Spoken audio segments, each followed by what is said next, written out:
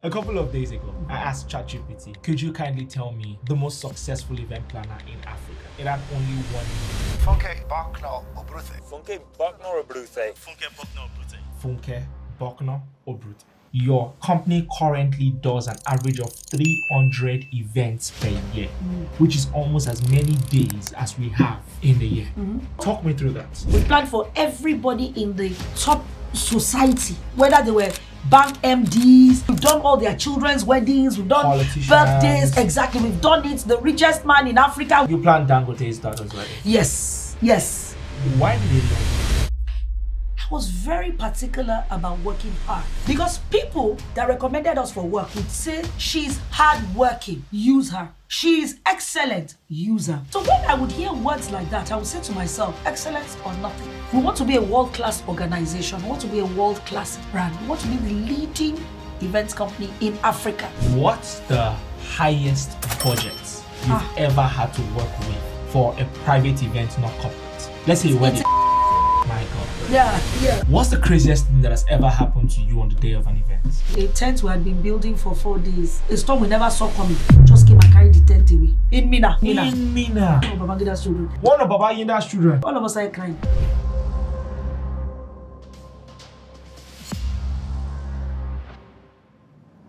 Hi, FBO. Hi. How you doing? I'm fine.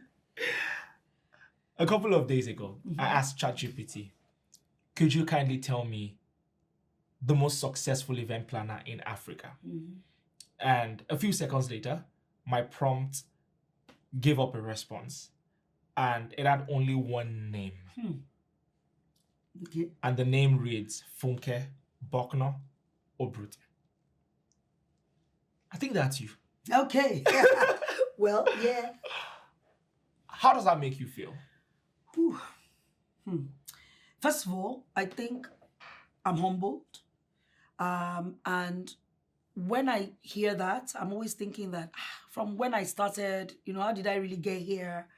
Just from, just someone just trying to do something that maybe nobody has ever done before or is new. And so when I hear that, I get very, I don't want to say, I kind of find it that, is it really me it's talking about? Like, hello, I mean, what have I really done? But I'm humbled by it. You have done a lot. Sometimes we fail to understand the length and breadth of our accomplishments because we are not seeing it from the outside in. We're seeing it from the inside out. Like, okay, it's cute stuff. But other people sometimes appreciate our genius a whole lot more. And for you, I must say that you are one of the brightest minds I've ever had a conversation with. And I think your resume speaks for itself. Okay. And I'm about to dig into that for a bit. Okay, coming from you, you have- your own mind, your brain. Honestly, So if you say that, I take it. So let me take my flowers. I think you are. And you know how much I've been itching for this conversation. Yeah. You were born in the mid-70s to the family of the popular Segun Bucknor. For context, my mom knows your dad. Oh, wow. Yeah, I know about that Segun Bucknor, stuff. Yes. So tell me how it was being born to the family of a superstar in his own right, and what your formative years were like. I want to know how much of that contributed to shaping you into who you are today. Thank you for that question. So for me, growing up, I grew up in, I would say, a nuclear family, very small nuclear family. On my father's side, he had like 4 siblings, and they were very, I would say, I don't want to say, but they were very like, Oyinbo, like, polished, very, on that side. And my dad, studied, went to King's College. From King's College, went abroad to school. But after school, he was into music. He had this Segun Bucknor and the Assembly with a few of his friends, some popular songs. But of course, he now went back to school.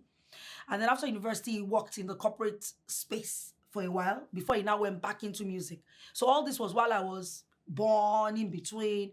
Got married to my mom, who, my dad, typical Lagos family, very, like I said, typical Lagos family. Married to my mom, who is from Oyo, Ogun State, so Ijebu, Ibadan. from a very also accomplished family, but very different. They were a bit different in terms of, just the dynamics of our own family. Yeah. But my mom, my dad was, this guy that was, from music into the corporate space and then into music again, but very structured. He just knew what he wanted. My dad was very content with life. That was my dad. But my mom, she was industrious. My mother, catering, she did, tailoring, she did. When it's time to bake cake, my mom did that. There was nothing my mom did not do. Business, sewing clothes. My mother, she was that kind of person. So my mom was like a driver. She was very industrious. My dad was very content, very simple, gentle. My mom was like the boisterous one, the energetic one, the one that You just mentioned energy. And for me, that's perhaps the number one thing that I think describes you. Yes.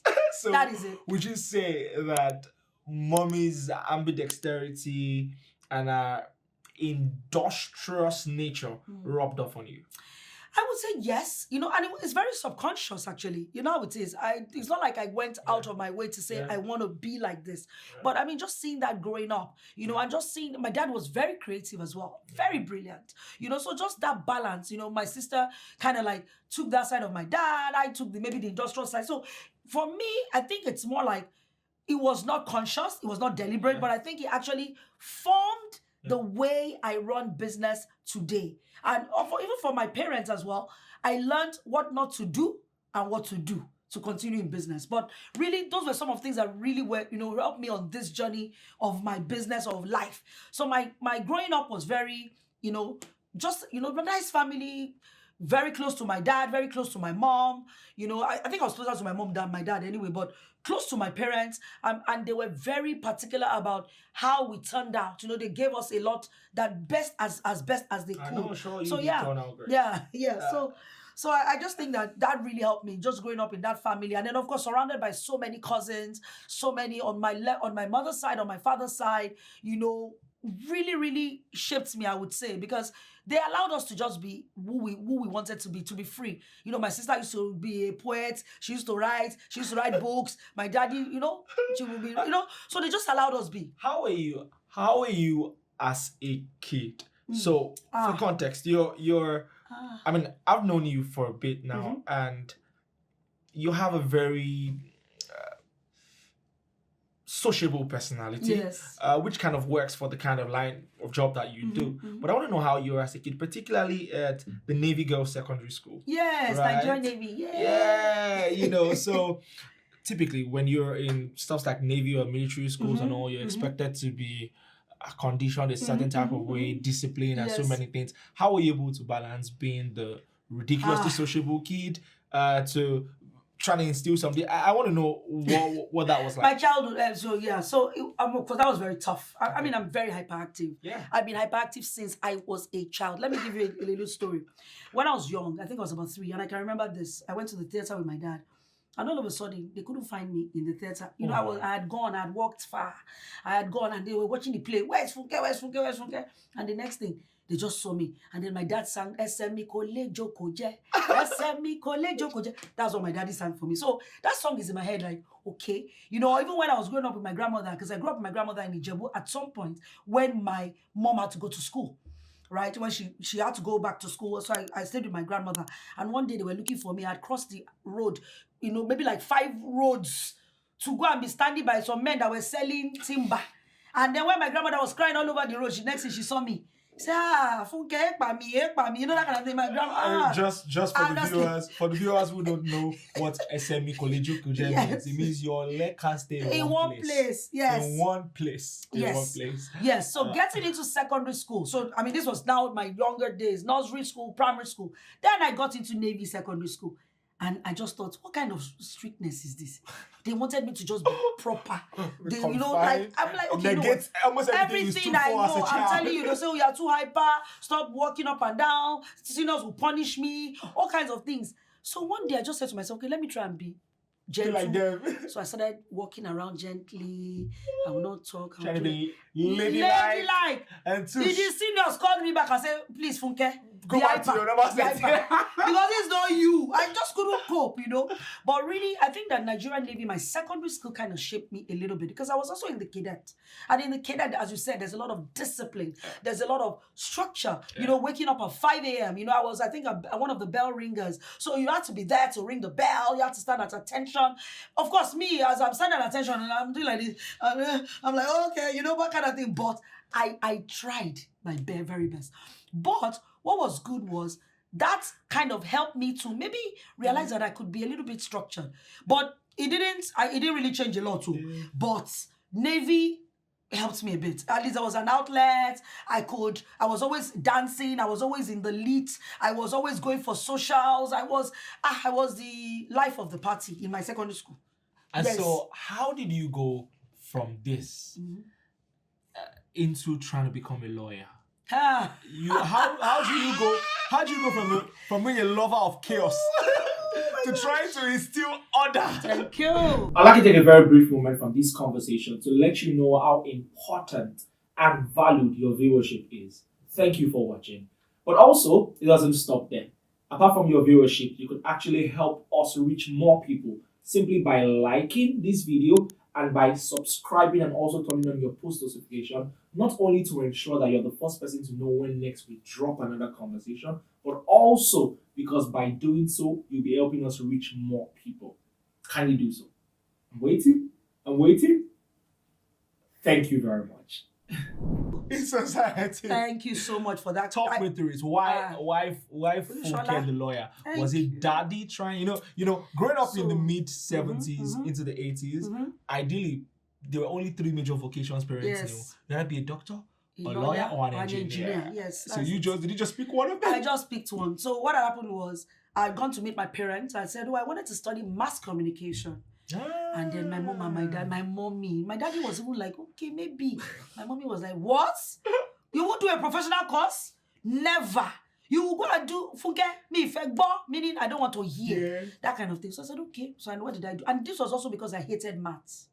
So I wanted to do something that, but I also felt like mass communication represented who I was. I was hyper. I felt, I'll be a broadcaster. Then mass communication was also limited. We thought it was just broadcasting. Yes. We didn't really know it was even advertising and things like that. So I just thought, I'll be there. I'll be doing PR. I'll be advertising. My parents said never. So what did I do? I went and said, what course don't you need maths for? They said law. I said law because if it's engineering, I need maths. If it is being a doctor, I need science. So I said, okay. So I said, let me study law. Now, when I was going to go and study law, I just thought it would be easy now. It's not just easy to be reading. I got into University of Lagos. The first few weeks, I said, what have I gotten myself into? I started crying. I cried though. I think from year 1 to year 5, I cried every day. No, I just thought, who sent me on this journey? The workload was ridiculous. The workload, the reading, I just didn't like it. So I wanted to even change, maybe to go and do this mass comm. And I said, what do my parents think? And I said, okay, let me stick it through. So that's why I studied law. I stayed the course. I passed. I mean, even there was a time I had to retake a subject. Yeah. And I passed it very well when I, did it again. But I went to law school. So what had happened was, even while I was in law, I thought that maybe from in year 1, I'll like it. Okay, year 2, I'll like it. Year 3. So from year 1 to year 5, I didn't like it. You never found time. I did not like it. I even went to serve somewhere to do an internship. I didn't like it. Well, in law school, I said, okay, maybe in law school, it will be different. I hated it more. So, but I just felt like, for my parents, I needed to just allow them get the result they wanted. Get their certificate and say, Funke is a lawyer. So, got the best wig and gown, graduated. Became a lawyer, got called to the bar, everything. But I studied law I just practiced for 2 weeks. Which leads me to exactly what I wanted to ask. You said at some point you had to sort it through it because your parents had been very great to you. Yes. You wanted to make sure that they had something. Yeah. In the midst of, I don't want to use this, say, trying to just do this for your parents. What were you doing for yourself? What were you doing in school? Did law, I know law, medicine, it's so cumbersome. It gives you little to no time, personal time. Yeah. But in the midst of all of this, where was our sensational event planner? So Like, at what was that? this point, that person did not exist in the sense that I've not emerged. yeah, in the sense that, I mean, I did things for my friends. I unconsciously, my friend is organizing something, I would be at the center of it. Oh, let me help you do this, let me get this. Another thing that also helped me was I was in Sovereign Army Fellowship in University of Lagos, right? So that helped me, then we were always organizing things. I was always organizing. Hey, outreach this. Okay, let's go and save souls here. Let's go and dance. I did everything there. In fact, from year 3, I think it was my year 2 or year 3, till I finished. Yeah. Do you understand? I was in Sovereign Army. Sovereign Army is a fellowship, University of Lagos, young fellowship. A lot of us were in there. And Sovereign Army really shaped us. It really helped me, about Christianity, about structure, about order, about authority. So there were so many things I learned there that I would even say today has really shaped me. So when I was in Sovereign Army, I was kind of organizing, so whenever they needed to do, Daddy Gio is coming to, Unilag, let's go and make sure you go and do the flyers, get the people to sign. Okay, what do we need to do? Go and get the food, get the drinks. I did all that. Subconsciously, that means I was planning events. I didn't even know, right? My friend used to make clothes. Just out of a duty to serve. I'm telling you, that was just it. Little did you know that you were honing what will end up putting bread on the table. I'm telling you. And so honestly, I now want to understand how that moved from passion to a proper profession. Now, you were called to bar, you practiced for 2 weeks. Yes. What happened? Did you just wake up one day and go, you know what, I'm done? Yes. Right? Exactly. So what happened was, while I was in law school, a few of my friends were getting married at that time. So I just said I just started helping a few of my friends. But because I had to go and serve, after law school, you go and serve. Yeah. So I said, you know what, let me serve in a law firm. Maybe if I serve in a law firm, I will love the law. First week, I said, wait me this. I go carry book. I go the open book, I go the read. No, I no fit. Second week, I said, hey, I will now go to court. I can't stay in front of the judge. The judge will tell me, leave my courtroom. So I just said, you know what? After the second week, I just went to meet my dad. I said, Daddy, I know that you may be disappointed, but honestly, I can't do this anymore. I'm done. Can I go and serve in an advertising agency? And my parents said, okay, go. And that's why I went to serve in Thai Communications. Yeah. I served in Thai Communications. So while I was there was when I started planning events for my friends. But in Thai Communications, all the mass comm that I'd wanted to do before, I learned it there. How old so were you at this point? How old was I? Hey, let me be calculating the age. Let's go backwards. What year did you I remember all this year stuff. I was called back in 2000. 2000. So yes, I was called back. You were 24. Yes. Thank you for helping me. Thank you. So 24. so I was called back in 2000. Yes. So I think NYC was like 2001, that kind of thing. Because I started Zapphaire in 2003. Exactly. Yeah. So yeah, that's it. Get me to this point. At what point did you feel it was time to start? In most cases, people feel like, okay, the more, what started off as a joke began to attract a couple more people. Yes. And you know what? Why can't I just turn this into a cash cow? Was that the same for you? Okay, I'll be very truthful. When I started, remember I said I just did this. One of my friends was getting married. I helped her distribute her Ashwebi for free. A few things like that, I did it for free. So while I was working in Thai Communications in this advertising agency, a few of my other friends were now getting married. So what I just did was, my cousin, one day I was just sitting down with my cousin and we're just chatting. And he just said, why don't you start charging for this? I said, will Nigerians pay? Because it wasn't something rampant. It was at the time. nobody, do you understand? It was maybe one person, who, one of my other colleagues in the industry had started it. But it wasn't anything that people thought, could make money. So I said, why don't you start charging? I said, will people pay for this thing, Nigerians? He said, Funke, why don't you just try? So what did I do? My friend's sister was getting married. So I just said, I can plan your wedding. She now said, how much? I just told her. I said, well, I can't remember the figure now. I need you to try and remember. Yes, I think maybe 30K or something like that. Maybe 30,000 naira. I said, yeah, okay. Wow. Yes, but she even gave me extra money after. So I said, she now said, okay, come and help me. So I now helped her. While I was working at Thai Communications, so I helped her. I ran around. I did different things for her. And then after that, she paid. Somebody at that event now said, oh, please, can you help me plan my own event? I said, oh, okay, it's 50,000. And it created Do you a understand? chain And reaction. that was just it. And that was how it started. That was it, honestly. And so, the name Zapphaire, at what point did you think of, who is Zapphaire? Do you like Zapphaire? What happened? Why Zapphaire? Zapphaire? Okay, You want me to tell you the real story or the fake story? The real one. One day, I just sat down. I said, what can I call this business? Then I just said, hey, it can be a stone. Then I said, oh, Zapphaire, the stone. Then I thought to myself, but many people can be Zapphaire. Let's change the S to Z. That was it too. That was just it. I just changed the S to Z.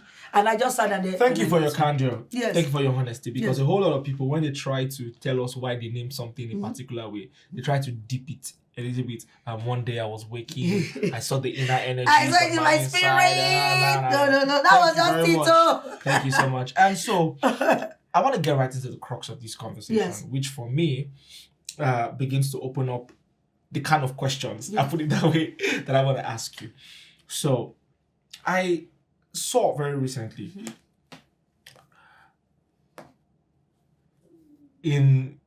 how do I put it? I saw recently while doing just some added research about you and the person that you are. And I found out that sometime in the year 2006, the Future Awards gave you a prize for Entrepreneur of the Year, Yes. 06.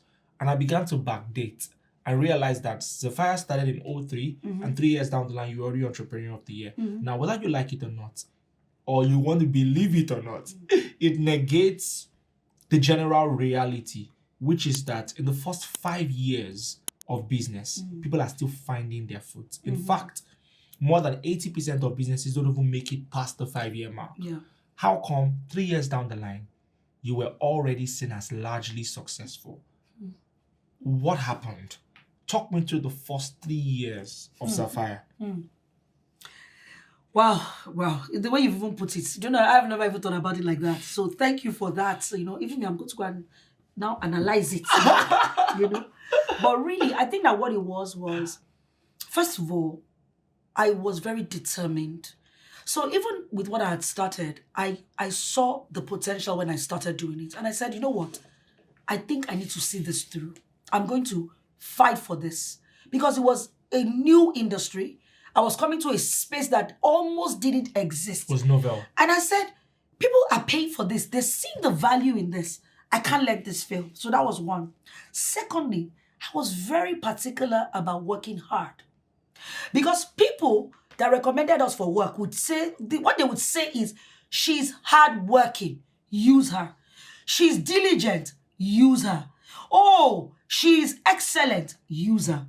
So when I would hear words like that, I would say to myself, even if I wasn't hardworking before, this is very important. And this brings me back to when I said to you about when I was in Sovereign Army. One of the things my late pastor, our late pastor, used to teach us was excellence. He taught us excellence. He used to tell me that, Funke, you can be excellent at anything. Don't compromise. Is it the same pastor as Pastor Nats? Yes. The popular one. Yes, late Pastor Esco. So he taught us, I'm telling you, so he taught us a lot about excellence. One of the things I used to do then in City of David was I used to organize be part of the hospitality and protocol of the outreach department in church, where we used to bring in a lot of singers, and I used to be part of that protocol, hospitality, and all that. And Pastor Esco would tell us, it's excellence or nothing. He was so particular about excellence. I'd never seen anything like that before in my life. So I carried that into the business because I already had a bit of that background, right? Even from my mom being industrious, from my dad being creative, all that combined got me into that. And that's how I was able to, sustain. So hardworking, being excellent, diligence, seeing that there was value in what I was doing and people liked it. Then I would say that the third one was I caught on early about having structure. So while I was in Thai communications, my friend was one of the CEOs of Faith Foundation. So I said to her that, she was working. I said, please, there's Faith Foundation. Can you help me? So they quickly said, go and get into the program. So I got into Faith Foundation as I started the business, so in 2003, 2004. And the Faith Foundation taught me a lot about structure, about process, about business. Even if at that time I did not have the right structure. Don't forget, I was just one young girl starting. Yeah. But I knew that I needed it for the business to grow. And even my late pastor, then I told myself, Pastor Esco, please, I want to go. He said, please. Faith Foundation is a good place. And he encouraged me and everything. So I think that's really what helped me. And then, of course, the clientele. Because at that time, don't forget, there was no magazine. There was no, there were magazines, but but it was yeah. more of word of mouth, Yes, referrals. yes. People will say things like, oh, please. And you couldn't know, afford traditional media at the time. Exactly. You couldn't put So things on yes. billboards. So people just say, oh my God, my daughter's wedding. Oh, my wedding. And at that time, even before daughters, it was actually the people that called us for the weddings because they were the ones convincing their parents to use a wedding planner. Because the parents were never used to stuff. They like didn't that. know it. They were like, Early what are days, you talking it was about? Family Exactly. who used to do stuff. Exactly. You got it right. So that's it. So that's so, I would say and that. so it leads me to some very interesting details. The scope of your work is a very interesting one, but I would like to call it delicate also. Delicate because you have to understand how relationships work. Yes. I tell people many times, I say, event planners are the best people persons and are the best people to teach you about networking. Yes. And I'm right in front of who we call Africa's most successful event planner. So I dare say you're probably one of the best networkers in the world. I have to put it that way. You have a very interesting clientele. And I want to talk about your clientele. I want to talk about the caliber of people that you have been able to put things together for. One of the most interesting things about your clientele is that I've heard you say this before, that a whole lot of them have been your customers for the longest. Yes. How did this all begin? What was your very first high-profile event? How did you begin to get into those circles? I know you were born into, obviously, a very notable family. Yes. Right? And that might have obviously also exposed you to people of a particular socioeconomic strata. Yes. But I will not just leave it and owe it to that alone. I also owe it to your strategic efforts and strategic communications in building the right relationships. Yes. Could you talk me through it and tell me how this all began? Well, thank you for that. That's a very good one. So what it is because, and I would take it from when I was in secondary school. In secondary school, I was in Nigerian Navy secondary school, but I had friends beyond that. So people that were in other secondary schools were my friends. I made friends with a lot of people. I would write pen pal letters. So I had friends in other schools, Chrisland, Shagamu, Odogbolu, Ilorin. I had friends all over. So in hindsight, and when I think about it, when I started, when in University of Lagos and in law school, the first person I did an event for was a friend I met in law school. So when I did something for her, which was the Ashwebi, she was getting married to one of these prominent families. That kind of set people to say, oh, this is a good thing. But then, she didn't pay me. One of my other friends was also not getting married. I helped her. Now, when my friend's sister was getting married, she was working. She had just come back from Harvard. So she was working in Mobile at that time. Imagine. So you can imagine the kind of friends she had. And she was using the best of the best in the event industry. So I latched onto that and I helped her plan our wedding. So when I did that one, now one of my other friends, who was my friend from Chrisland, was now getting married to a very prominent, influential family. She now said, Funke, I saw that you did this wedding. Come and do my own wedding. And that was how I just got into those circles? Yes. Thank you. But I want to ask a question. It's one thing to get into those circles. It's one thing to ensure that the relationships are maintained. Yes. As someone who, by providence and by the grace of God, I've been able to get myself into specific circles, I understand that sometimes it takes little to get into these circles. Maybe the right person holding your hand or giving you the right connection. But in many cases, it takes a whole lot to keep on watering the relationship and making sure things don't go south. Yes. And particularly for someone like you, they are trusting with their money. And they are, so I have quite some questions. And one of the first questions I want to ask you is, have you found yourself in a precarious situation where a relationship you had built and forged with a client or maybe the client's family was about to go into ruins by reason of something that maybe you even had no fault or part in? Yes. Talk me through that. Wow. I think that those are the things that keep us and really help us in business. And really, so there have been various times like that. I remember one time, one of our clients that we had worked with, we had done an event for them, and this event didn't go well. Now, it didn't go well Why didn't it go well? It didn't go well for many reasons. It didn't go well because there were family dynamics that we were not aware of that we should have actually paid attention to. It didn't go well because people were saying things that were not right. They I would say, I don't want to say they lied, but it was more like they were untruths. Was it a wedding? Yes, it was a wedding. So it was a wedding. So they didn't, you should understand. So the father of the bride was fed information that was not correct. Right? And then of course I talked about the family dynamic. So we had that situation. And because of that, the father of the bride just thought we were just go away. We should go away.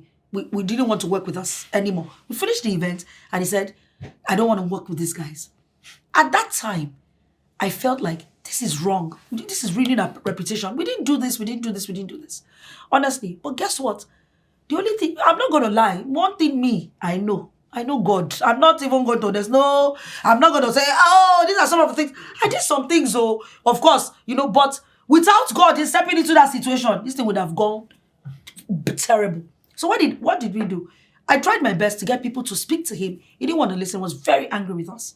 So I just said to God, God, you know that I didn't do anything wrong. You know we didn't do this. Just help us sort this situation. I think it took about 3 years. Wow. So he would see us and he'd be like, go away. He would see me, go away, that kind of thing. I said, at other events. At other events. And I would still say, good afternoon, sir. Good evening, sir. So you relentlessly showed respect. Yes, I did not. I was like, this guy, you're going to get it though. We're going to work together. And then one day came. We just said, I'm forgiving you. Don't worry. He now told his friend, I'm forgiving now. We now laughed. And then what was now funny was 3 years after that, he died. Oh my. And then we were now called upon to plan his funeral. Because his family said, you are the only one my father would do. Can you imagine that? The same person I'm telling you had lost. I am telling you. So, so that was one example. I mean, we had another example before. It was also another client who were planning an event for. It was their anniversary. And they were doing something that I felt wasn't going to work. But she insisted. The thing flopped that day. And she blamed you. Well, they must blame the planner now. You should have warned us more. You should have told us how to do it. Oh my gosh. What did I do? I didn't say, ma, I told you so. I just went. I wrote a lovely note. I ordered flowers. She loves flowers. I ordered a huge bouquet of flowers. I said, I'm sorry. This didn't go as well as we thought. So being knowledgeable about the things the client. Of value exactly, to the client. So I just did that. We delivered it to her. We did 3 events after that. In fact, 4 more events. 4 more events after that. I need to talk about a couple of things because let's talk a bit about these high-profile clients. Yes. Right? You've done several high society events. Yes. For context, you're the number one go-to for the knobs and toffs, the aristocrats in the Nigerian society. Behind the camera, before we started recording, myself and yourself were just talking about an event you had to decline for some very top person because you were not going to be available. Yes. You are that sought after. Do you have favorites? By favorites, I mean, not to say you would offend any client, but off the top of your head, right? Can you tell me maybe some notable events you planned that people do not even really know? Because, I mean, in the social media world, for example, quite recently, Davido got married. Davido is perhaps top 2, top 3 most popular artists out of Nigeria. And you planned that wedding, and it was talk of town, and it was incredible stuff. And some maybe Gen Z watching this might be wondering, okay, which other event do I know that this woman has planned? Which, off the top of your head, best memory? My goodness, Shola. I'm about to trigger the... No, I don't want... I have to... there are too many... You know what it is? You don't want to miss anyone I out? don't, yeah, because what is special about this is everybody has a favorite memory with us. Yes. So there's something about each event we do that is just special. And I'm not even just trying to be diplomatic. Honestly. So what it is that, but what I can tell you is that from the time we started planning events, we've planned for everybody in the top society, whether they were bank MDs, we've done all their children's weddings, we've done birthdays, exactly, we've done it, the richest man in Africa, we have done, do you understand what I mean? So, richest, okay, now I got one. You planned Dangote's daughter's wedding. Yes. How was that? Did he reach you himself? You know, those kind of big men. No. His Someone- daughter. his daughter. His daughter just called. His daughter called His us. daughter called Yeah, she you. called us, and you know, at first she didn't even say who she was, but she was treated very well. So I think that really sold us, because she didn't say, hi, I'm this. She just said who she was. We treated her well, went for a meeting. It was when I got to the meeting, I said, yeah. I have to come Let correct. me comport myself. You know, that kind of thing. But what it was as well is that for even for his friends, we've planned several types of events for them. You know, from birthdays to weddings to corporate events and things like that. But I think that what has really helped us in all these events, you know, with all these clients, is what you see is what you get. I think that's something, and this is something I want to tell people as well, is that we're very big on under-promising, but we're very big on over-delivering. So we're not going to say we're going to give you everything, but you know, we can tell you we're giving you 20%, but you get 90%. We'll give you 30%, you get. So we've been able to do that with a lot of our clients over time, you know, for different elements, you know. Why do they love you? Why did they love me? Why did they love me? Or Zapphaire or what? Why do they love you? Oh my gosh. Last year, one of Africa's greatest media icons, Mo Abudu, turned 60. Mm-hmm. One of Africa's greatest, do I call him industrialist or chairman, business industry, coalition of Sahara, turned 60. Mm-hmm. And so many more events around the time. You planned all those events. Yeah. For context, someone who is 60 and has a public life and meets several people definitely has other event planners within their reach. Yes. And same with coalition, or same with several other people, the knobs and toughs and people that you do stuff for. Yes. And so it's not a case of you being the only option. And I dare say it's not even a case of you being the only person who offers quality in this industry. Yes. But why you? Why do they love you? Okay, thank you. I would say that one thing I've been able to do, or we've been able to do, is that being authentic. When you are yourself and you're authentic, and you know, you've talked about quality, you've talked about value, but authenticity, reliability, what you see is what you get, value, you know, I think that's what speaks for us. Another thing that I would say, and I would say why you, and you asked that question, is that we've been able to build a formidable team. A team that if I say, you know what, I'm closing my eyes, they can run. They can do, we did an event just recently for a notable bank. They didn't look for me. They looked for me just once, just to ask me one question. They said, Baba, go away. A huge event.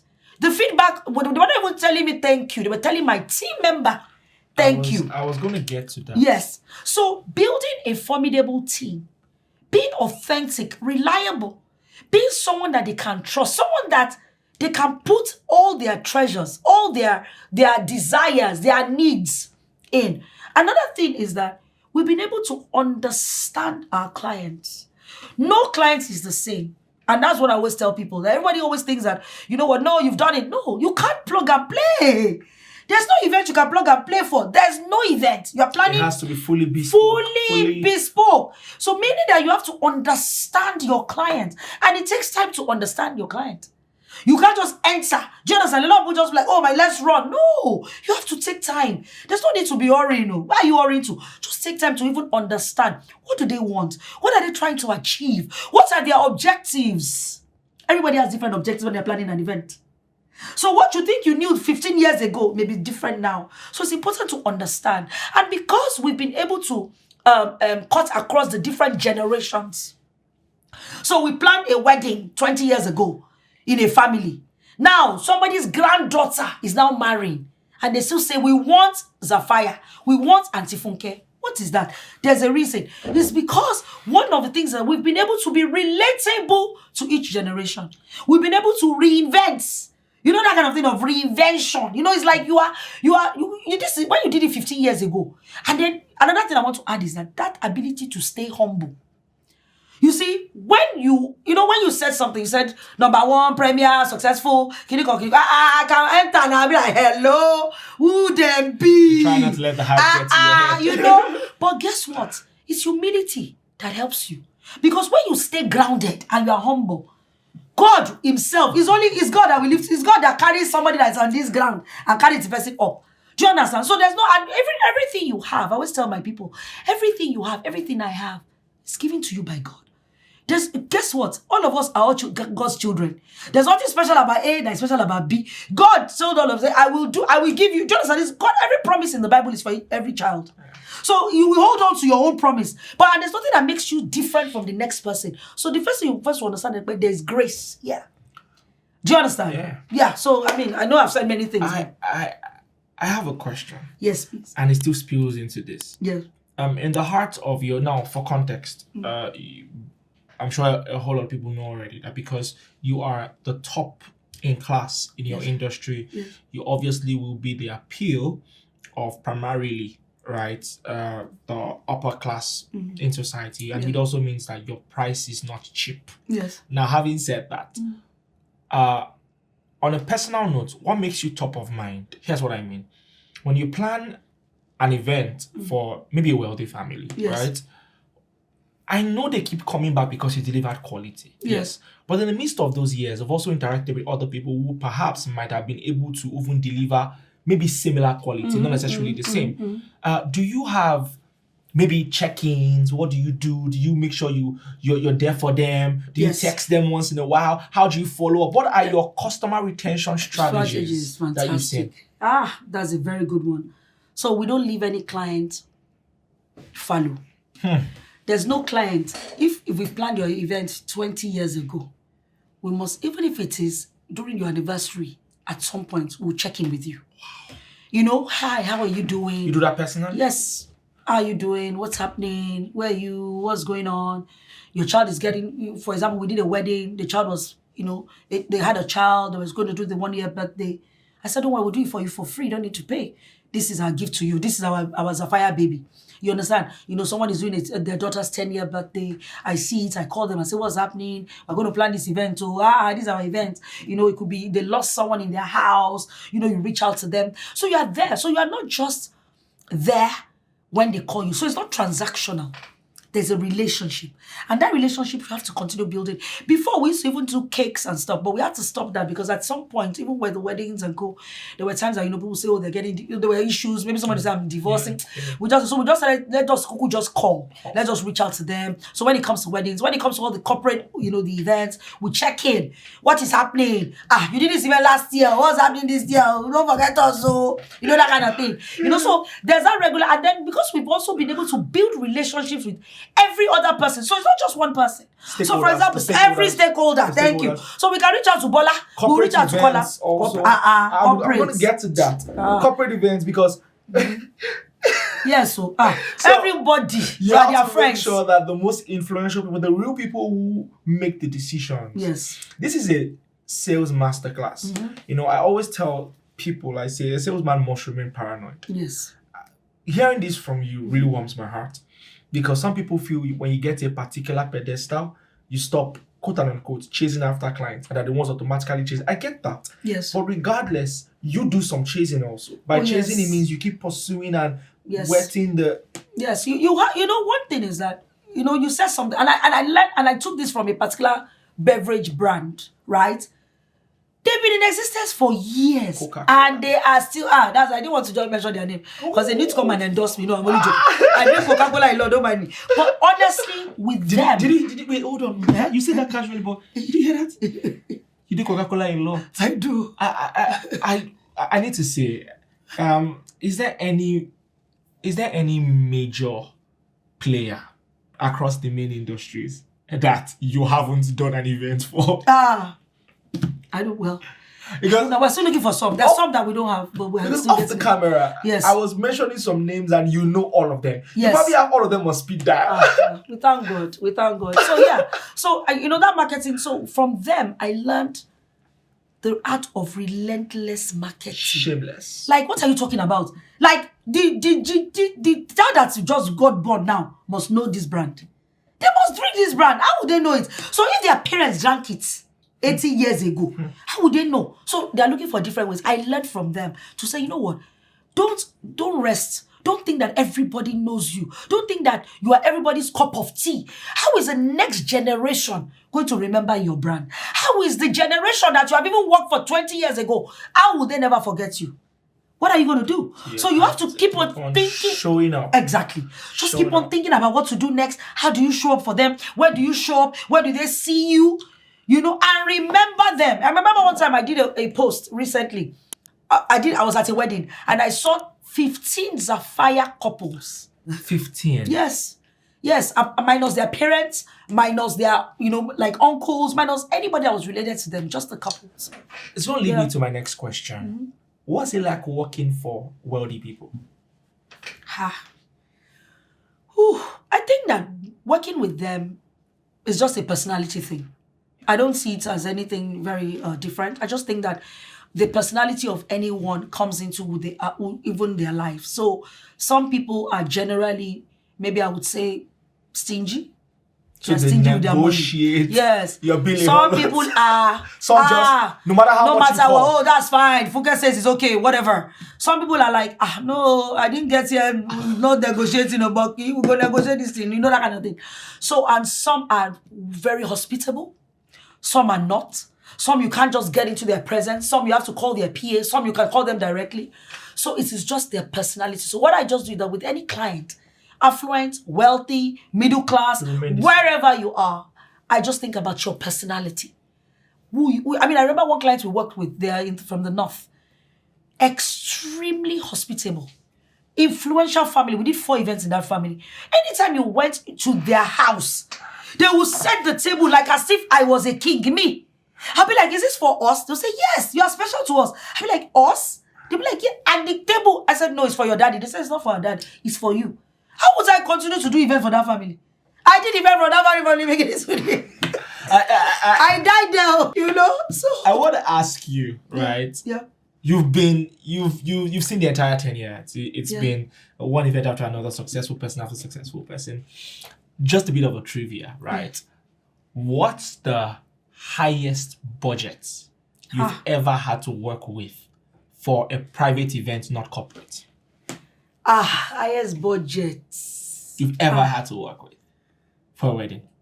Let's say a wedding. It's in billions. My God. Yeah. Tax. Yay. No. Well, it doesn't concern you. It doesn't concern you. It doesn't concern you. Plan the wedding. It's not my money. It's their money. You're not going to name the event. What you had to do. Yeah. Billions. Yeah, billions, yes. Higher or lower? 2 billion. Maybe in that range. Some higher. It's not just billion of one event. It's different events. It's different events. For a 1-day event. Yes. For some, maybe another client, maybe 2 days, another. But you've done billions. Yes. When the alert came in, how do you feel? Like, I know you guys got so used to this thing, but have you ever lost your wonder? Oh yes. So you know how it is that look, this money they send it to you. You just see maybe the first payment is 500, then the next payment is another 200, and that one is another 400. You know, when you see that kind of money in your account, I think that first of all, you have to go. I always go and tell my team, it's not our money. It's not our money, let's not get carried away.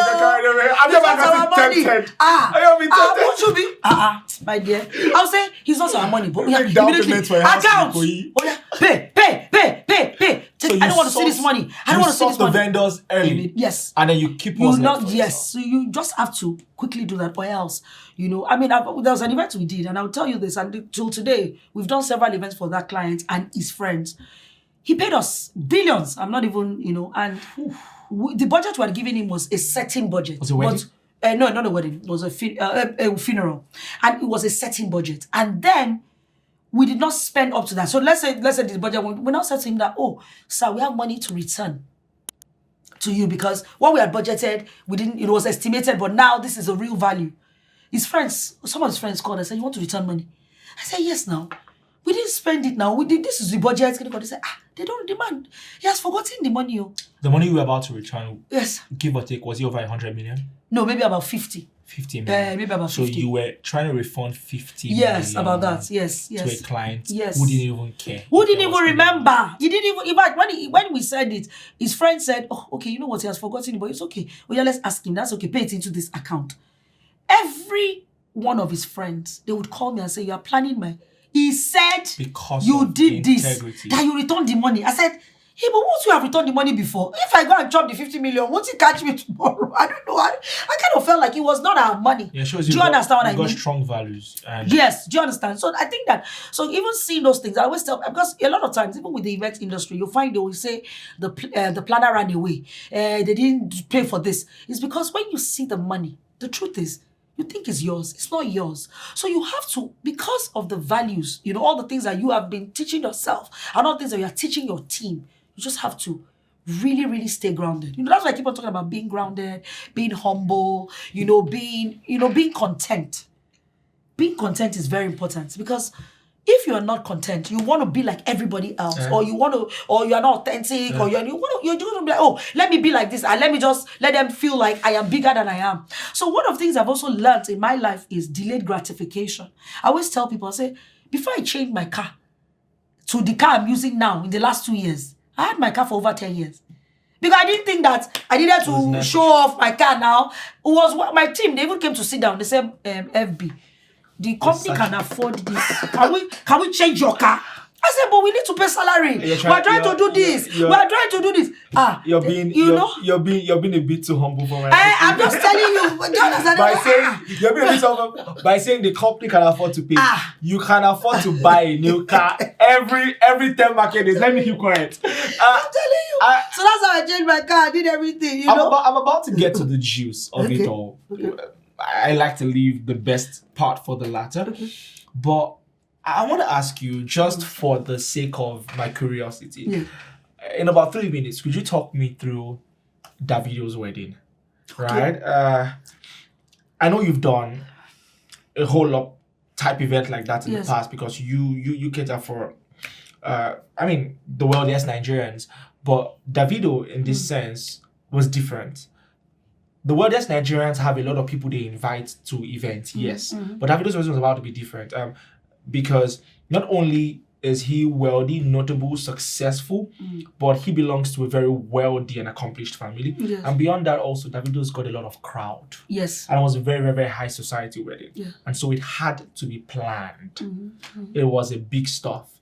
The wedding took place at Harbour Point Events. Yes. Right? Yes. Which was actually where I ended up getting married a couple of months after. Okay. And I saw that the 2 halls were pretty much taken by this entire event. Look no further. I knew only one person could have planned that, and that was you. You planned the wedding. How did it all happen? What was it like planning the wedding? Where did it all begin? Was it David who reached to himself, or was his family? Okay. And what were the challenges and the issues in planning that kind of wedding? Event, Too much. You guys caused a standstill on Amadu Bello Way. I was like, what's happening? You envisaged that. You saw that coming. What happened? Talk me through it in a couple of minutes. Oh, hi. I'd like to take a very quick break to tell you about something that has been a major game changer for not just myself, but for several other business owners as well. For a while, I was actually struggling with managing finances, tracking expenditure, and curbing theft in my businesses. And all of my efforts actually proved futile until I was introduced to Budgetti. Budgetti is a financial management platform built for African businesses. And with it, you get to issue things like virtual corporate cards to your team, set spending limits, track every transaction in real time, and even get to approve requests instantly, all from your phone. Look, if you run a business, either big or small, all you have to do is check out Budgetti today at www.budgetti.com. Trust me, it will change the way you manage your business's finances. I'll do good to remind you at the end of this episode. Anyways, let's get back to the video. So, Davido's wedding was, as you know, this wedding had been planned, but because of the kind of personality he was, or he is, because of his schedule, we had limited windows and limited times to do things. So we had even picked a date. We had to change the date several times because of his availability. And then, of course, also because of availability of the venues we wanted to use.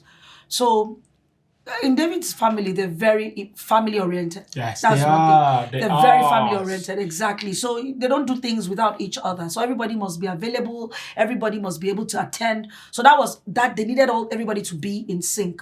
Of course, we had planned his older sister's wedding. Oh, you planned that? Yes, we planned a wedding years ago. So because of that and because of relationship, it was just a no-brainer for the family to say, you know what, it is us. Even David himself sent me a message and said, my wedding, and my sister called you. I said, they've not called me. They said they will call you, they'll call you. So Davido insisted that you planned his Yes, wedding. he also reached out to us, exactly. So that, but then also we knew that we're going to have a lot of people because of the kind of person David, no matter how much you try to keep it small, David is a big personality. So there's no way his wedding was not going to be big. So that's why we had to use the 2 halls. We had to ensure that How many guests? everybody, we had over, I think, 3,000. No way. Yeah.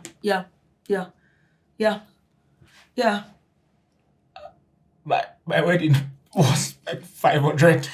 But that's In the just same hall, that's around, just not. that's why we How had to were you use the 2 able to halls. fit it? How? Yeah, so that's why we were able to Car use the park 2 issues? halls. How? Olushola. So the 2 halls, making sure that the guests, so even that one, everybody was talking and saying that, they put some particular guests here. No, what they just did was in order to ensure what they call the crowd control and just make sure that everybody felt important. Everything happened in the 2 halls at the same time, and then the after party happened in the second hall. But everybody was equally important. Everybody in the 2 halls they were the same. Everything in both halls the same. No difference. Everybody was treated the same way. Do you understand what I mean? And then of course, in terms of things like traffic, that day it rained. The rain was really, really bad. So that also affected a lot of things in the event space in terms of parking. How did you stay calm in the midst of it? What we do, we have to go and let's get somebody to blow the grass, suck the water. One thing about us or events is that you have to have the ability to know how to manage crisis. Manage anything that may come your way. What are the challenges? The rain didn't stop for 3 days. So how do you push through that? So scenarios, you have pre-planned different. Yeah, so we work with the best teams. Everybody, from the decorators to the traffic control people to the caterers to the entertainment. Everybody had to be the best. So, but it was just a case of communication. You know what? This is happening. How do we solve this challenge? How do we deal with this? What do we need to do? And he's lucky. David is blessed because, as I said, his family, supportive, amazing. The best ever. If you have the kind of family he has, honestly, anybody can solve. So a whole lot of people try to chime in. Yeah, so people did. Yes, much. Exactly. It's interesting how the Nigerian event space, it's a multi-billion-dollar industry. Yes. And you are one of the biggest market shareholders. I don't know how you feel about that, but it's ridiculous. By ridiculous, I mean positively ridiculous. But I wanted to ask you something. And it's a bit in relation to the other stakeholders in your industry in terms of competition. Yes. And I think it's a very interesting one.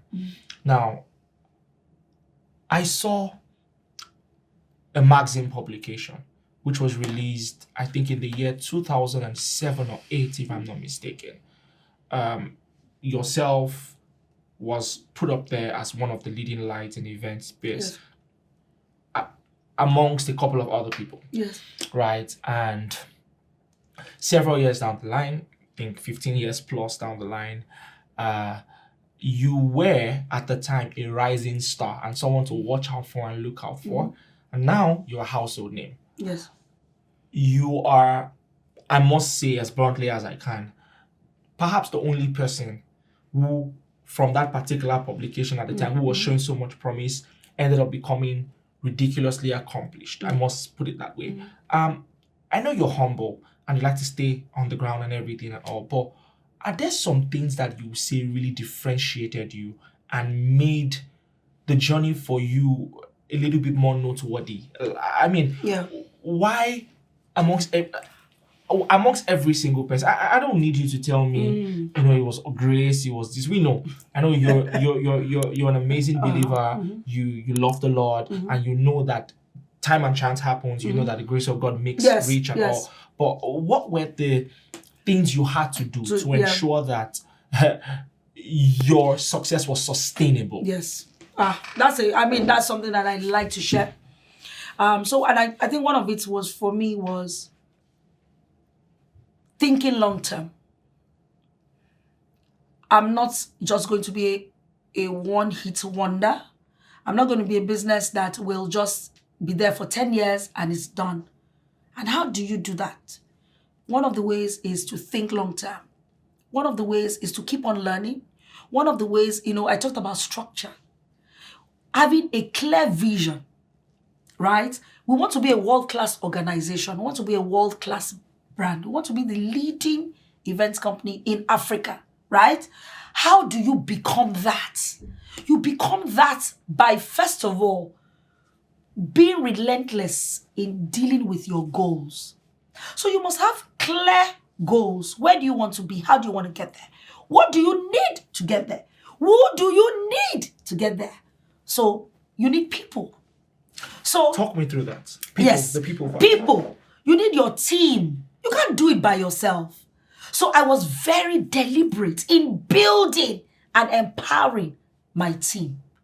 At the beginning, when I started, I didn't understand it because I was young. I was passionate. All I wanted to do was, let's get this job done. What are we talking about here? But I now realized as the business started growing, that people wanted to know that you cared about them.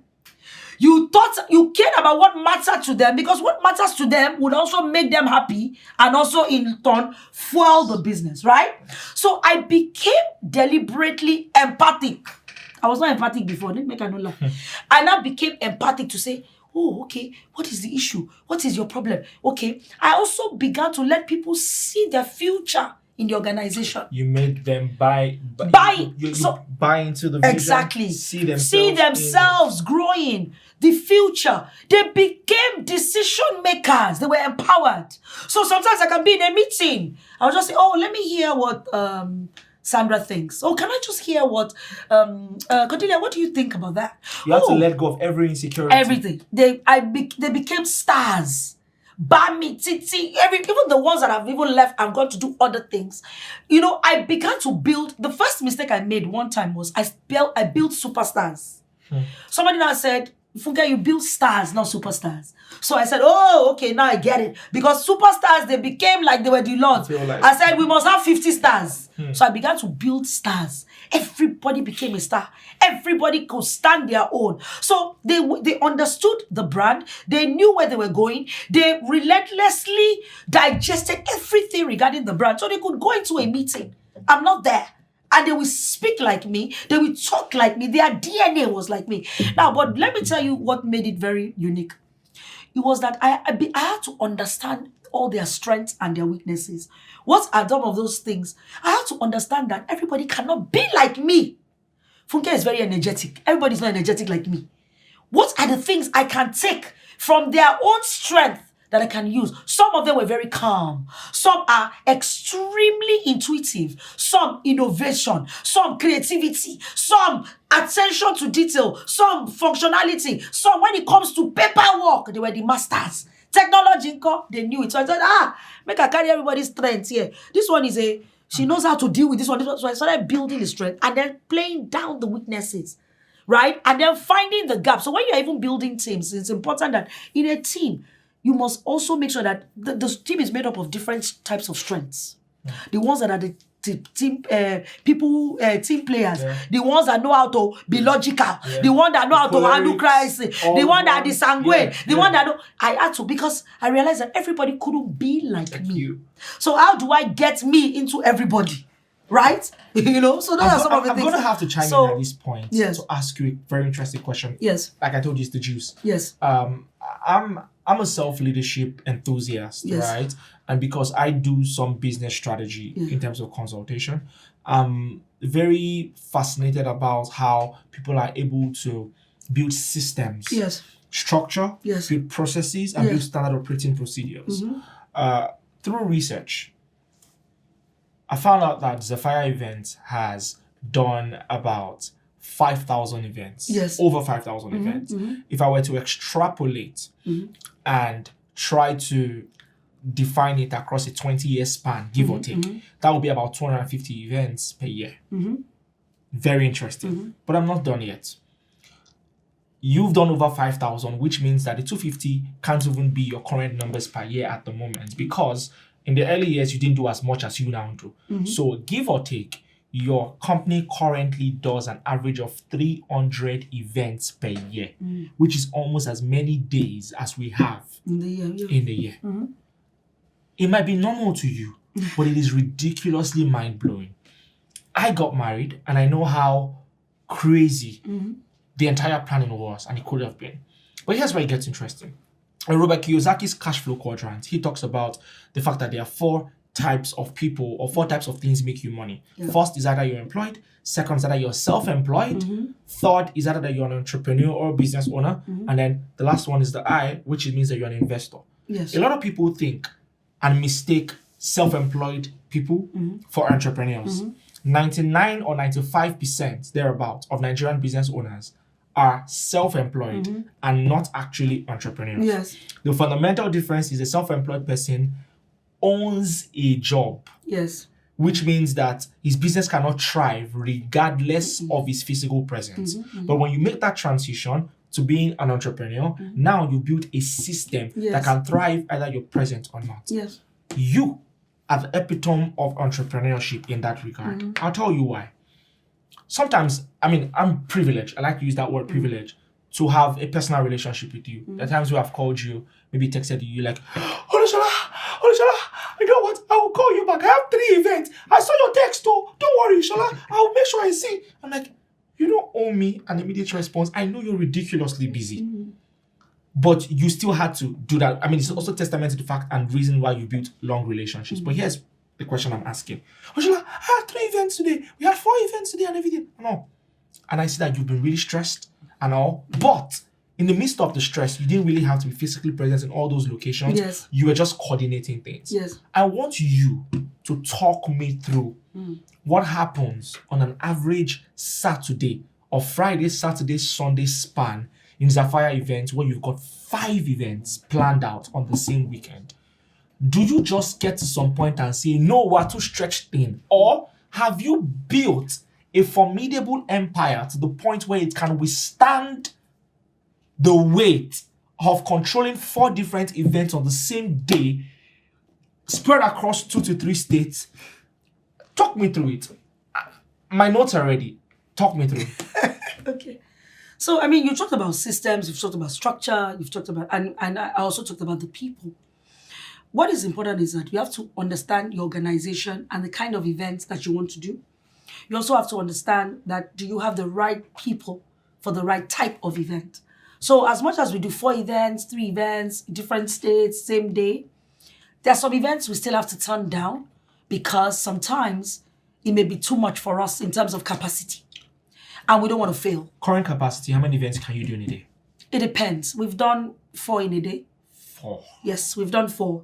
But it depends on the type of event. So, for example, if we're doing an event, maybe it's 2,000 guests, it's in outside Lagos, we wouldn't want to take on another event. Or we may take on another event, but maybe it's a smaller event.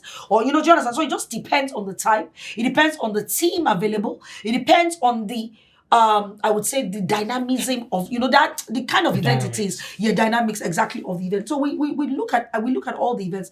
Before we take on all the jobs, we say, you know what, can we do this? Can we take this on? There are times our clients will even say, whether you like it or not, you're doing it. So if you like, yes, if you like, say you cannot do it. I'm not looking for anybody. It's you people that will do this event. So, but that I think that ability of us being able to build systems, build the structure, teach, train, coach, guide, empower. Do you understand? So it's not just that you have systems. It's not just that you have process. It's not just that you have structure. You've been able to train and you have to replicate. So there's that exactly. So even your team members are the ones that will say, this cannot work for the brand. We can't do this. FB, we can't take this because it will mess us up. But we need to be doing this. So you have to have a team that also thinks. And the CEO cannot be the only person that knows everything. Everybody, no, we can't do anything without her. Oh, no, we can't, no. But, Olushola, I will tell you this. It's taking time to get here. So, why I'm telling you this is because you're talking about 23 years of business, right? It's taking time to get here. everything you're seeing today that we're talking about this is in the space of, let me say, 10 to 15 years. Because in the early stages, maybe I would have said I didn't even know what I was doing. I was running a business, but maybe I could say that, I didn't know how to build a team. Because there was a time, and you see, sometimes in business, it is a challenge that also teaches you what to do. So there was a time in business, people were leaving in the company. I was going to come to that. Yes. Because most entrepreneurs, Yes. they tell me, I'm tired of training people. Yes. And then they leave. Exactly. How have you been able to combat Thank you. People were leaving. They'll just say, in the next 1-2 years, I'm gone. Oh, I'm done. After I'm you've done. trained them, yes, poured yourself. they are going.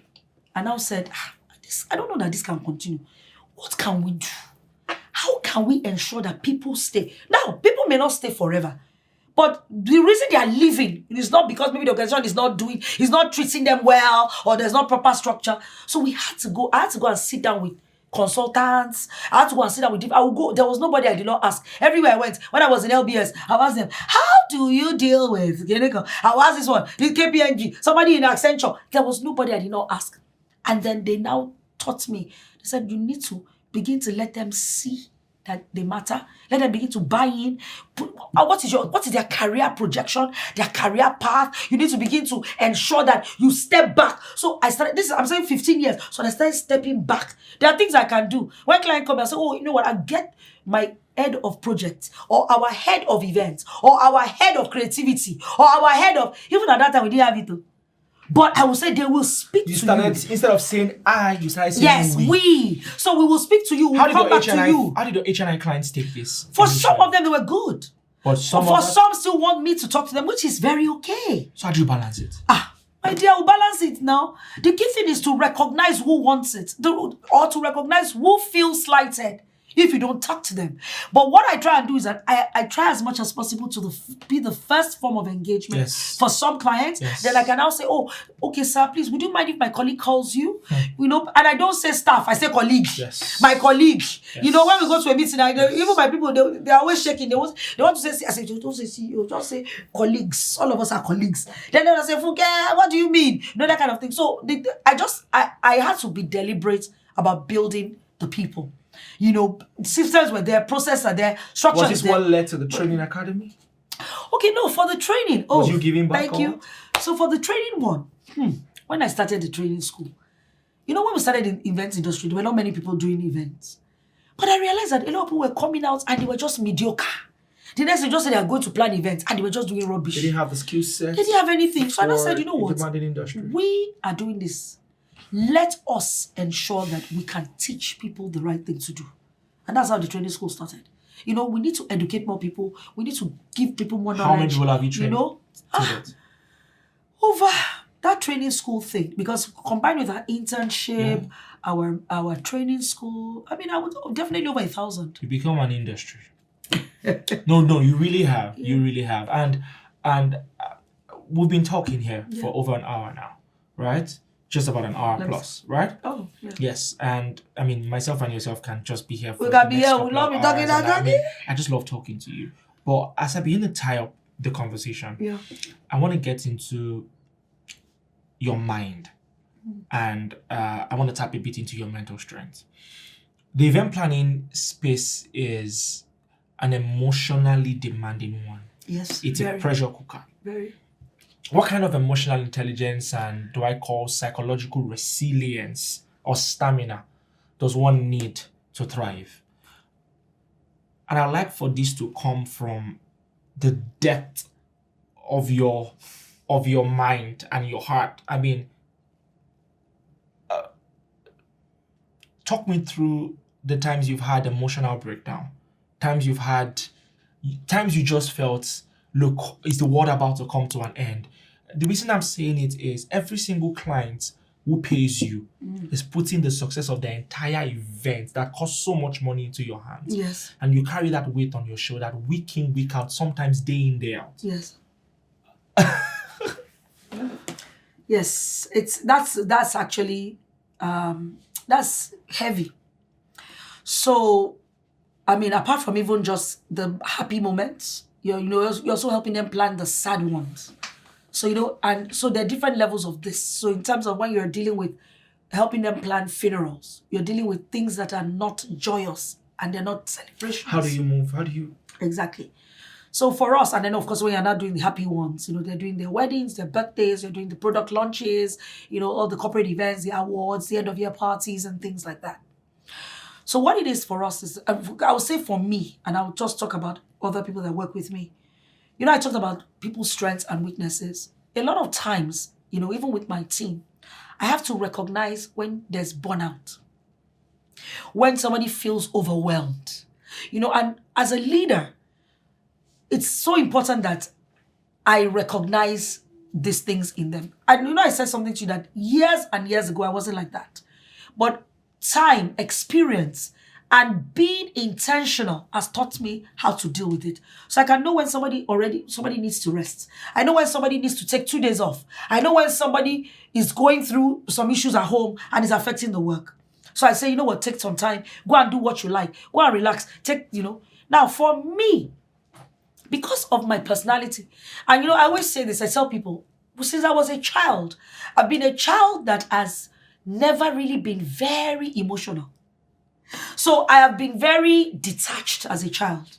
Growing up, I was a detached child. So when you are detached as a human being, there are many things that don't really, you can, what they call it, you can create facades around your personality that doesn't allow you to deal emotionally with things. So I don't like to deal emotionally. A lot of people wonder, how do you do it? How have you been able to do it? You lost your dad. Your dad was sick at a time. You were able to do this while he was sick. You did this while it was happening. Your sister died. You still went to do this. You still, how did you do it? How are you doing it? And I'm like, because my personality. But guess what? During COVID, and it was Tara, she called me. During COVID, I didn't realize. So, my daddy had died. My sister had died. COVID now happened. My sister died in 2019. COVID came in 2020, right? Or no, 2017, Yes, 18. 2020. 2018, 19. I think Tosin died 2019. I No, always Tosin mix it up. died 2018. COVID-18 November. COVID started happening 2019. 2020. Yeah, 2019 ending, but major Exactly. was 2020 Nigeria. Yes. And people were just dying. Yes. People died. Were just Yes. dying. It was bad. Yes. Tara called me. She said, Funke, guard your heart. It's coming. Guard your heart. I said, what? He said, Funke, you're going to want to break down. You need to guard your heart. I said, Mewe now. How am I? Because I call her Mewe. She said, guard your heart. People are dying here. I know you've not dealt with it. And I said, so I just said, what, I need to take some time. So I took a bit of time.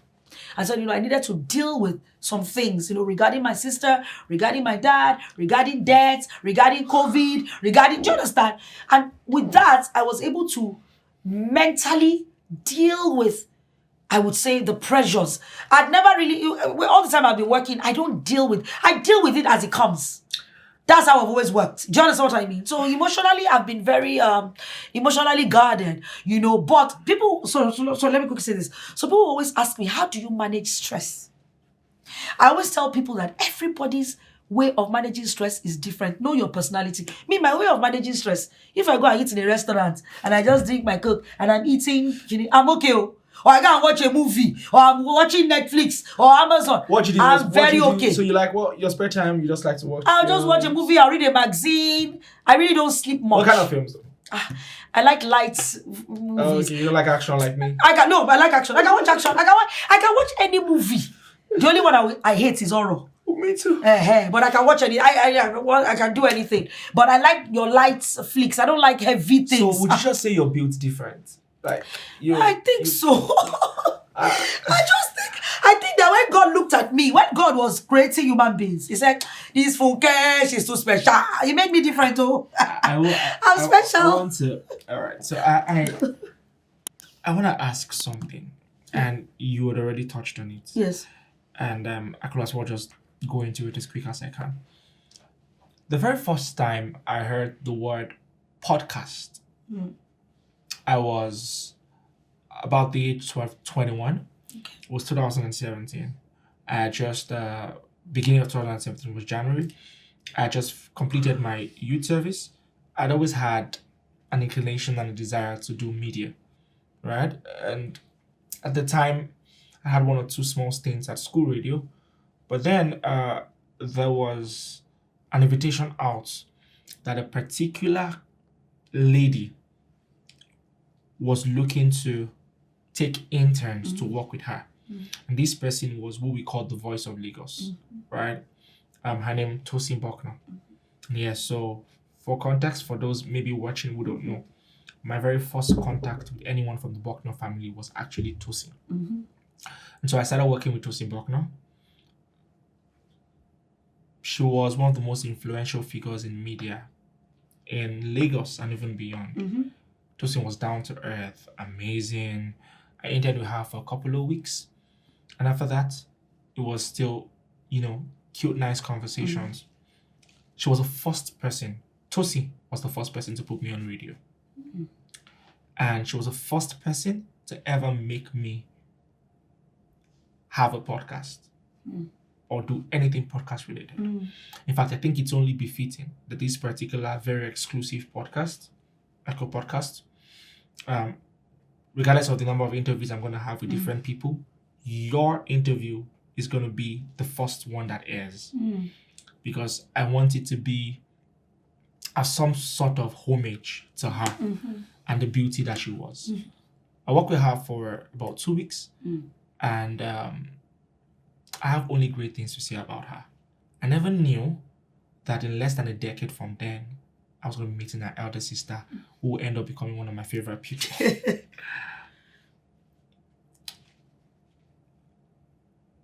Now, I'd known she was a sickle cell warrior. But a year and a half after, I got the shocking news that Tosin passed. I was riled up. I don't know if I cried that day. It was crazy. I haven't had to do a post online and everything about it. You grew up in a family of 4. You were just 2. You were first child. She was second child. How did it feel losing your one and only sister? In the midst of all the success, you had a growing brand. Things were going great for you. But this one thing came shattering your world. Did you see it coming? What did you know? Talk me to the first 1 minute, finding out that the only sibling you had had just died. Oh, okay. So, my dad had died the year before. Yes. And Tosin she wasn't just having it. She just wasn't really coping. But she had just traveled, she had just come back. I had seen her just a few days before it was her birthday. We had gone to eat, we had danced, we had fun. Then her husband calls me in the night and just say, "Oh, Funke, something, she's not breathing," or something. I couldn't even remember. I didn't know what he was even saying. So I just got into the car, I drove. I just called. I was just people on the call. People were even laughing. Funke, you were talking to us. Well, I said, yeah. So I just got to the hospital. As soon as I got to the hospital, he just said I should go in. I just saw her. She was on the bed and she was smiling. She looked so peaceful. The doctor said, "There's nothing they can do." And immediately he said that, the first thing I did was I didn't stay in the room. I went out, I sat on the ground and I cried. Immediately I cried. I just cried for maybe a few seconds. I got up. Then I called my husband. I said, "Oh, Papa called, bam. Next thing, called the mortuary, did that." And that's how I functioned. When Tosin passed. The next day, I had not told my mom. So I had to go and tell my mom early in the morning. They said, "Oh, people should go with me." I said, "There's no need." I went early in the morning, got to my mom, told her. She nearly, of course. But came back and then that was just how it was. For me, Tosin passing was very tough. And let me tell you why it was very tough for me. She was my best friend. She was my advisor. She was, when people talk about, and this is not fake best friend. No, there's best friend of my sister. It's not like, hey, we're just 2 children now. So I must be best friend with each other now. So she, How many years older were you? About 3 or 4. About, Abby? Yeah, about that. Yeah. And she was someone that, I would tell. She knew everything. All these things I'm doing, content, writing. Tosin would, I always say she would be the one to correct my English. If I go and say one wrong English, like, she just call me, Funke, what kind of English? Like, correct yourself. She knew, she understood English. She understood Yoruba. Tosin was intelligent. She was smart. She was creative. So for me, it really, really affected me because we were close. I didn't even know how to function. I couldn't do anything. Of course, I was working. I was doing all the things I was doing, but I was performing. You were hiding behind. Do you understand? Because I don't even know how to. If I want to say something, I'm like, let me call my sister. And I realized there's no sister. And she used to do, that's why I now do voice notes, because she was the master of voice notes. And I started doing voice notes. Because I just didn't. So I didn't know how to, at first, maybe cope. So I went into therapy. Because I had to, it was almost like, in fact, there was a day, one of my pastors, we were praying. She said, Funke, God said that you should stop. Don't be angry now. Don't be angry with him now. I said, man, I'm angry on this matter. Because let me tell you one of the reasons. I was angry. One of the reasons I was even upset. And I always say to people, she died on Monday. On Friday, we had just had a program in church. Night of worship, one of our programs. Moti Joe, Moti Corey, do you understand? Holy Ghost, anointing, everything. I love to God. I said, why didn't you just tell me that this girl? Why didn't you just give me an inkling? So I had to, I'm like, just give me an idea. Now maybe I should have just gone to her house, or maybe I would have been with her, or maybe, but I just, and that Monday, what even pained me a little bit was she had called me on Monday at 5:00. I didn't pick up. So I sent her a voice note. I said, Tosin, sorry, I didn't pick up, but I've sorted it out. I've done this, I've done that. She responded and said, oh, thank you. So I was like, what if maybe I had picked up? Maybe I would have been at her house. There's a lot of that. I know. If you could have done anything better. Exactly. But as you know, knowing who we are, knowing that we are God's children, when people said I don't question God, I was like, I had to sit down with him. I said, Baba God, come and be explaining something. So come and be telling me why this thing happened. Come and tell me. Of course, he will even laugh at me. Some he will send people to me to come and say, please just tell Funke to just chill. Like, like, don't be angry again. And then we got, of course, I got back into a better place. I'd lost a lot of people before. But losing my sister, I think I felt one of my huge blows. Honestly, I'm not going to lie. Can you say now that you have... I know grief is something that never really Yes, it never goes. But to the best of your knowledge, have you been able to deal with it? Yeah, I think that I've been able to... I'm able to, because it's just recently I started a foundation again, this Genes Foundation for the Sickle Cell. Yes. So just being able to do that. Amazing. I think I know without crying, without so I'm able to do it. I think therapy really helped me. And what did therapy even do for me? Therapy just allowed me to vent. It was almost like I became vulnerable. I told you I'm very detached. Yes. Therapy just helped me to be vulnerable with God. It was more like, just talk to this God. Just tell him how you really, really, really, really, really, really, really feel. And that was just it. So I think that with grief, really, it never goes away. It's always there. It's just that maybe it's a big hole like this, and then the hole just starts becoming smaller and smaller and smaller. It's still there. You remember there are great moments. There are times that something has happened, or I remember something quirky. I remember this doll that everybody's shouting about. There's like a teddy bear now. Everybody one doll like that, ugly doll that everybody's liking. And I just said, if Tosi were here, she would have bought a lot. She would have had it on her bed because she loved teddy bears, soft, so things like that. I see a cat, I'll be like, oh, Tosi loved cats, she loved dogs. I see somebody writing something, one great English like this, I'll be like, if Tosi had dissected this thing. Omayu is winning, Omayu is losing. By the way, Manchester United fans. Yes, so for life. She's a hardened Manchester United fan. Like, for real. Our glory days are coming. Yeah, we're coming. We're coming, yeah. And you know what's going to happen? What's going to happen? Should things go great for us this coming season, we'll both go to Old Trafford to go and watch when we're lifting the trophy 2026. Thank you. Yep, we believe. Yes. We're going to sound delusional. Yes. Let's just buy all the players. Let's buy. We bought Kunha. Let's keep buying Bemo and the rest. It's fine. Thank you so much, ma'am. Just as we wrap up, I have a couple of questions I would like to quickly touch on and touch base on just before we leave. And it's okay if you don't really have to go too deep into the questions. Okay. But The first one, I think for me, is arguably the most important. I call you maybe the busiest woman in Lagos. You have about 5 phones. Hey, gosh, don't let the world know. You have about 5 phones. For different purposes. For different purposes. Yes, please, guys, for different purposes. For different purposes. But yeah, obviously, for different purposes, work related. No one has the kind of clientele you have and not have several, phone numbers and all. How do you balance being the busiest woman in Lagos with having and building, along with your amazing husband, a beautiful family? How do you make sure the home front doesn't suffer? Hey. Wow. You're not always there like the average person will be. What balance worked for you? I think that I like to answer that question with a bit of how will I say this? I think that everybody's family dynamics is different. And it's important to understand yours. And when you have the time, you are present. So you can be with your children or your husband and not be present. So the time you create at that time, you are present. And you also have to do a lot of sacrificing. My husband does that, I do that.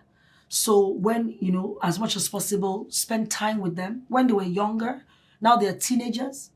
And there are different things that come with different ages. So I've always made time. But I've also had a very good support system. So my mom has been very supportive. My husband. I have good house managers. I have one that's been with me for 16 years. Oh, no. Wow. Yes. So they've been supportive. So the key thing is just to understand your dynamics, understand what works for you. When they say work-life balance, I say work-life integration. Yep. And that is the reality of my life.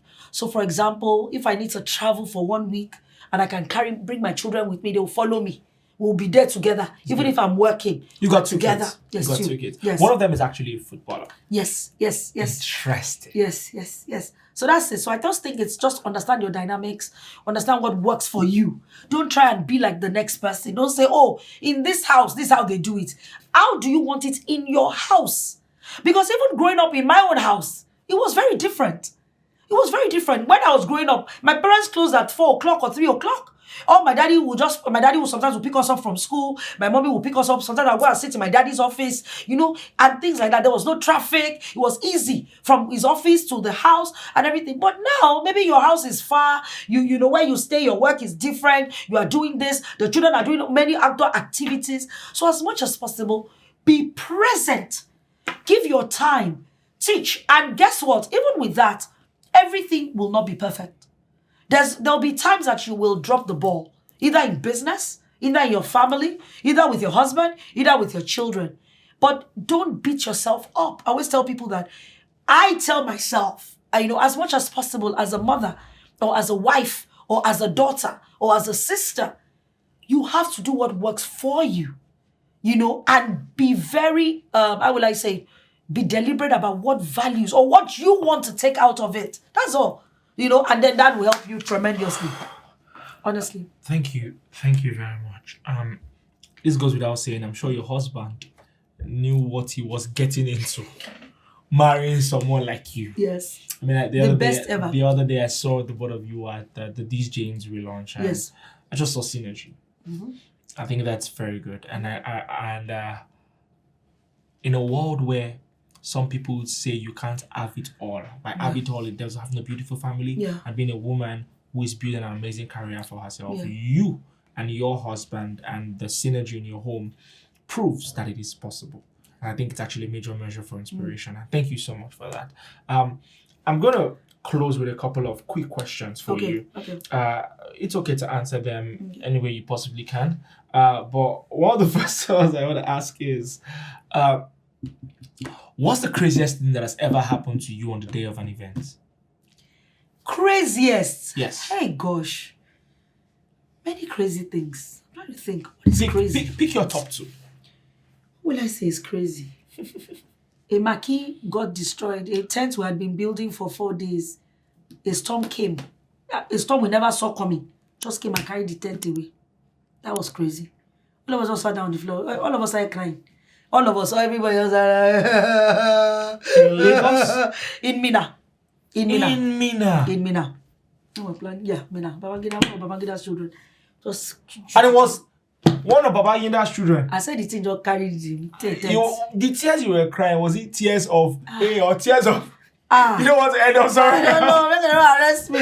But honestly, So what happened? So we had 2 tents. So luckily for us, the one tent blew, the other tent stayed. So we all brought everybody to that tent and made it seem like that was the plan all along. And so you didn't have any case where there was no repair or nothing redeemable? I'm trying to think. I don't know that we've ever had something that was beyond repair. It has always kind of worked out. Yeah, so I think that was one of the craziest. It's memory. That thing is in my head. I'm just like, God. Yeah, one of the craziest. Yes. What habits, right, what habits help you maintain your confidence, right, in the midst of the chaos? What kind of habits? I know you dance. What else do you do? What else? I think just being joyous. You know, I think that ability to see joy. I've got joy in chaos. I think for me, just seeing the joy or seeing the end result, to see that even in the midst of everything that's happening, how can we deal with it? Okay, it has happened. What do we do next? So I have that ability to think of what being next. So I can be very resourceful. Right. So I think I've been very centered all my life. So it's more like, even if this is happening, you know what, how can we deal with it? What do we need to do? What's next? Okay, how can we solve it? Okay, do I need to apologize? Do I need to go and tell the client? Do I need to communicate? So communication is one of the things that is one habit that I have, I think, yeah. Thank you, FPO. Yeah. My penultimate question. Yes. The last one will be something I'd like you to share for the sake of other people watching you. Yeah. But the penultimate one is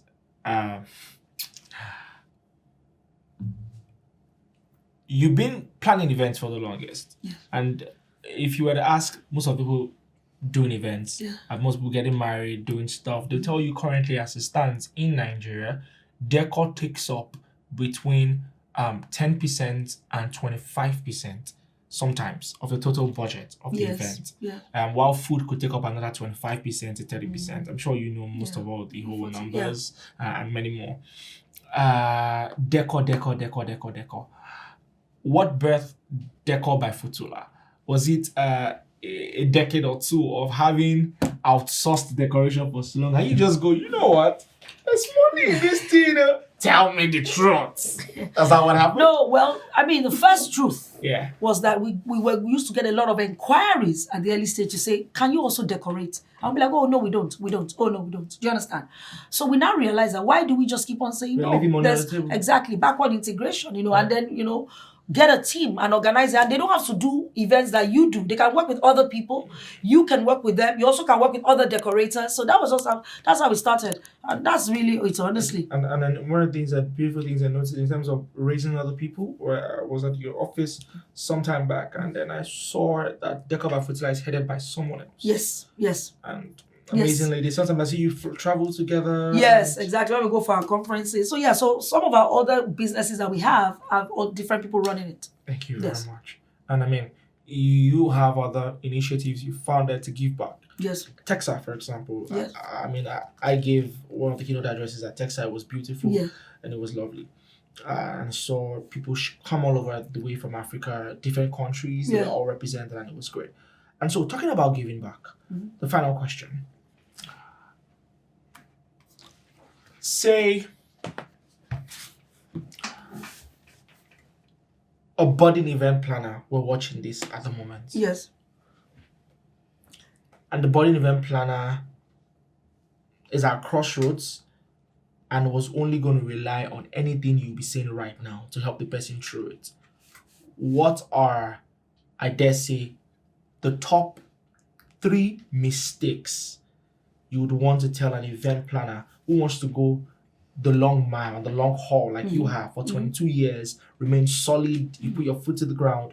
What are the top. I like to call it either 3 mistakes to avoid or 3 things that they must put in place and ensure, both as a person and as a business. Maybe mistakes that you have made that you believe that if avoided, could have even maybe put you at a better place that you currently are at the moment. Talk to me about it. Yeah, I think one I would say is be very focused. So be laser focused. Maybe that's the word. So staying in your lane, being, knowing your niche, understanding who you are and your business, not trying to be like somebody else. It's one thing I would say to someone that is starting.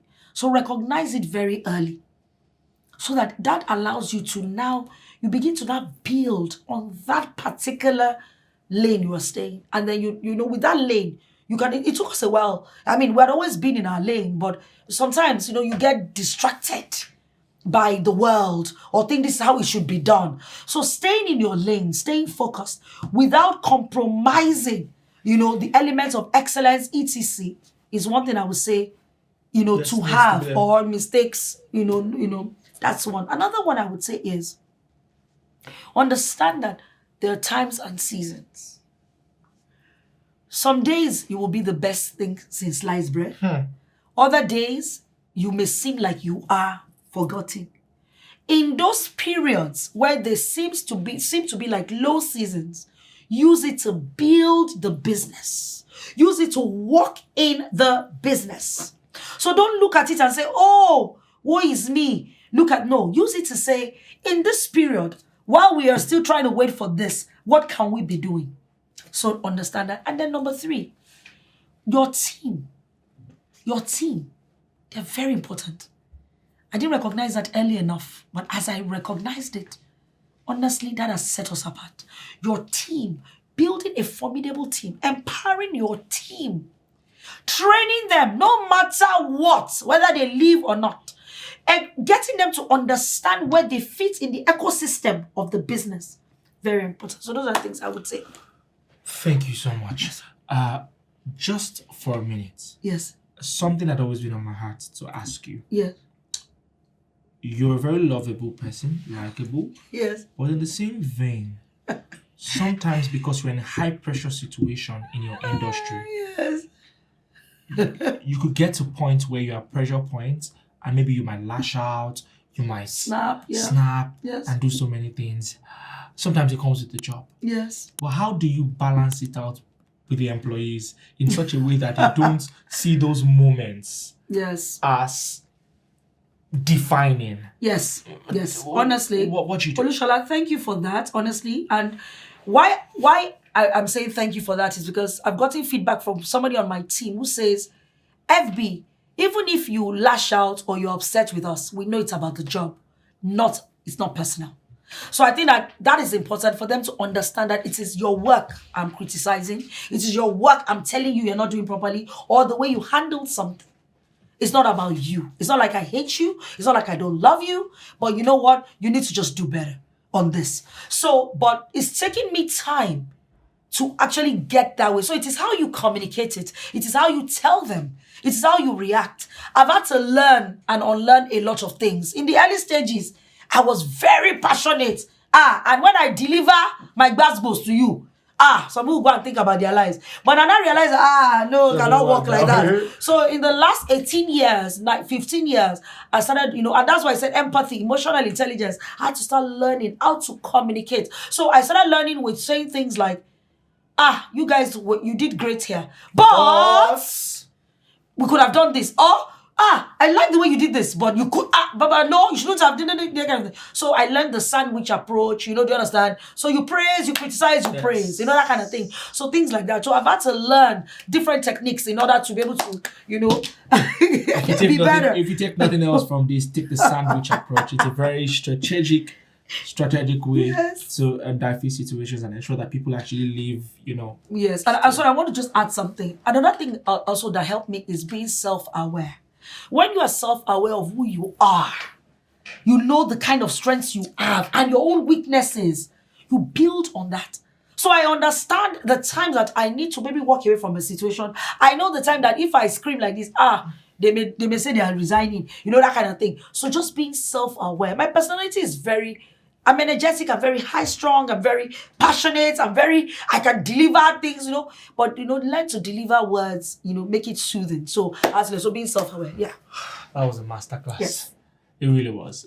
The conversation might sound normal to you, but it absolutely isn't. Oh my God. Thank you for pouring yourself. Thank you for an inspiring conversation. Thank you for a riveting one. Definitely won't be the last time. For context, like I said earlier, this is going to be the very first of the conversations that will air. And no better way to launch this, no better way to launch the Echo podcast than with you. I'm grateful. Thank you, Auntie. That's what I call you. I know you stopped Thank it. you so stopped me from much. saying Auntie everywhere. But yes, thank you, Auntie. Thank you, FBO, Auntie. please. You're amazing. Look, I'm Gen Z. Thank you, Auntie. You're amazing. Gen You're Z, awesome. FBO. We love you. FBO. Thank you so much. It's been a pleasure having you. Thank you. Once again, according to ChatGPT and several other outlets, this is the most accomplished event planner in all of Africa, and soon I will soon say the world. Thank you. Congratulations, Amen. man. Amen. And it's a pleasure. And I must also say that one of the things that has also kept you super relevant has been your ability to adapt and move with trends. Yes. I need to say this as I close, that one of the things that has maybe made me drawn to you is the fact that no matter where the knowledge comes from and no matter who it comes from, you want it. Yes.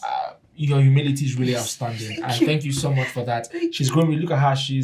By the way, you're going to be 49 in a week exactly from now.